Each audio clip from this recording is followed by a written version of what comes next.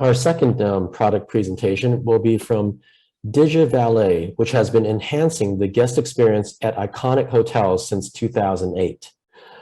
Rahul Salgia, founder and CEO of DigiValet, has been a technology innovator since 1994. Well, 1994, for those of you that have remembered, that's a time when Windows 3.0 was still around, running on an 8 meg RAM Pentium machine. But you know what? Don't let 1994 innovator fool you, because Rahul is he's not just a computer nerd. He's actually a really adventurous person with keen interest in whitewater rafting on the Himalayas foothills of Nepal and scuba diving in the clear blue waters of the Great Barrier Reef. So please give a very warm welcome to Rahul Salgia. Thank you, Paul. Thank you for the introduction. And if there is a voting for the best convener, my vote always will go to you. Thank you, Paul, for that. So with that, let me start my presentation here. And a lot has been spoken about technology in the last session. I will keep my discussion around resident and tenant experience, which is my strength area, and DigiValet has always been into that space. So DigiValet is a technology company offering solutions to hotels, service residences, managed offices, hotels, and senior living communities. DigiValet has been the guest technology provider to some of the most iconic brands across the world: Raffles, Bulgari, Armani, Amman, Wynn, Oberoi, St. Regis, to name a few. And in the other verticals also, we've had the privilege of serving some of the most successful companies. DigiValet has its technology headquarters in India and regional offices in US, UK, Dubai, China, and Singapore. Okay, so when we come to, across the verticals that DigiValet serves, I think, and I don't want to, and this community is all about real estate. I would say that real estate is one vertical that I've seen perhaps needs the most amount to be caught up in terms of tech preparedness. A lot of times when we meet developers and ask them about their tech strategy, they usually refer to things like interactive websites to sell their products, virtual 3D tours, maybe lease management in the build-to-rent space, maybe about AI and ML-based property evaluation. These are tools which are good for developers. But where is your customer in this? And when we ask this question, more than often we see confused strategies or blank faces.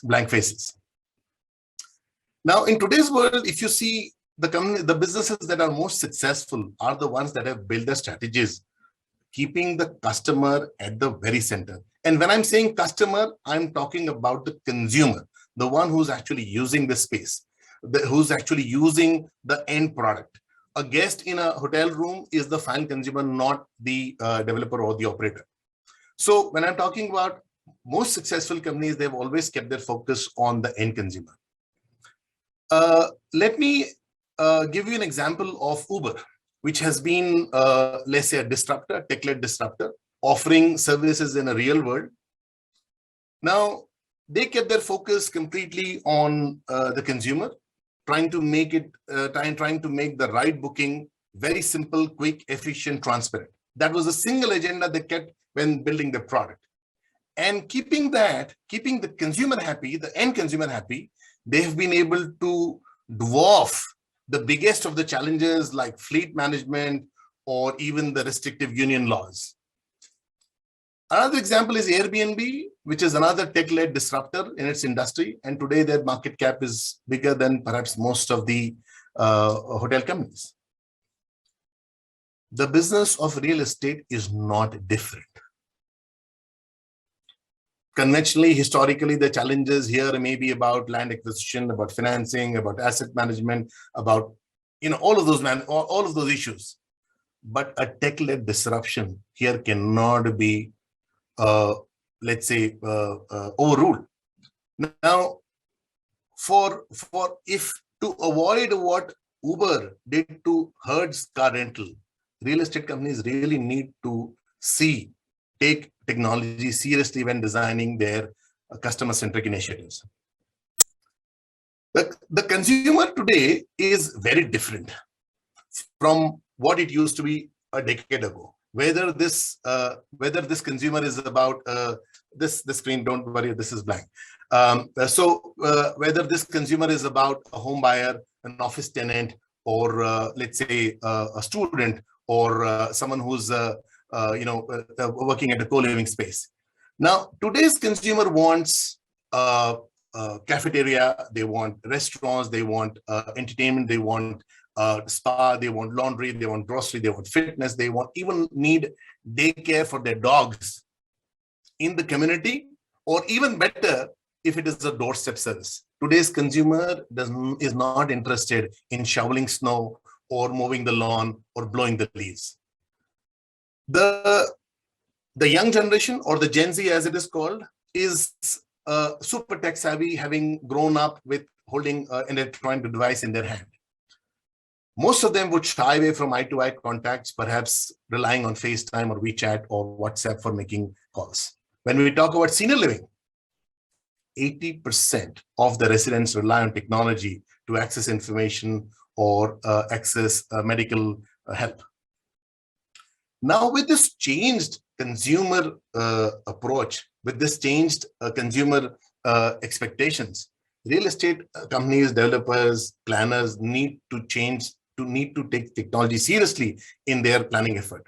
Let me now get into a real life example of, let's say, about a place, or let's say, let me compare something which offers a tech-led service delivery and something which doesn't.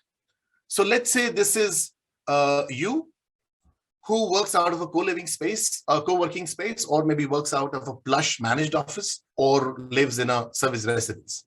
Now you have a meeting coming up on 4th of December from 2 to 5 p.m. and it's going to be 5 people, and you need to make a reservation to a meeting room, and you need and then you decide to, let's say, call up the help desk to get the meeting room booked. More than often, when you make a call, the person on the other side is busy attending other customers and does not, and perhaps you have to wait. After a while, after a few tries, this call is answered and the conversation begins, and you start your conversation saying that, okay, I need a meeting room. You say when, you say the date, and then the person asks time, you tell the time, person asks how many people, you tell 5. The person asks, do you need any projector, any other AV equipment? Just no. The interview goes on, and then after a while, the person says that, okay, let me see what are the options available. So you're again holding, and then you get the answer. You've got 2 meeting rooms, Clash of Titans, and Star Wars. So you say, wow, 2. Now what do you do? So you want to make a choice, and you don't know which are the ones.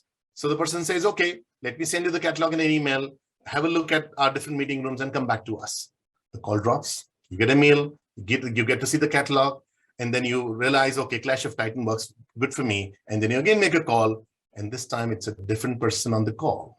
And you have to tell the story all over again. And then finally you get the meeting room booked.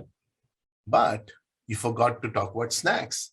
And again, the same conversation about what you need, and then the catalog, and then calling back again, and then telling your snacks requirements to be served during the meeting. That's how you book a meeting room? Okay. Let's see how this would be done in something where you have a customer-centric technology like DigiValet, where you see the app, you go to the meeting room section, you get to see all the different types of meeting room, select the right one that you like, go there, select the time, go continue, add the type of snacks that you want to order, add the number of people here, and say continue, and you get all the meeting details here. Once you're all done, you just say confirm booking, and it's all done. It's added to your calendar. Now, you tell me which experience would you want to offer to your tenants or to your buyers? Or let me flip the question. Between the first development and between the second development, which is one that today's consumer is going to make a choice about. Let me give another example.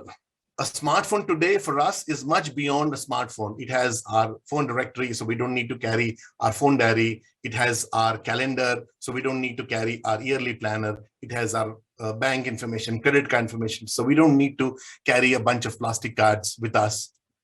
Why then do we need to carry a key fob to access elevator or turnstiles or open the door to a gym? Why can't we have technologies where you can simply call an elevator from a phone, tell that you're going to go to the lobby, and the elevator is coming there right for you. You don't need to carry all those things in your pockets anymore. So the point I'm trying to drive is that you have to, aren't these factors the ones that are going to make or break the choice of a consumer today when selecting the place that where they want to work, they want to live? Well, I will leave that choice for all of you to decide. It was great meeting all of you. Thank you for your time. It was a pleasure meeting you all virtually today. But of course, looking forward to shake hands in the next year. Thank you very much. Thank you, Paul. Over to you.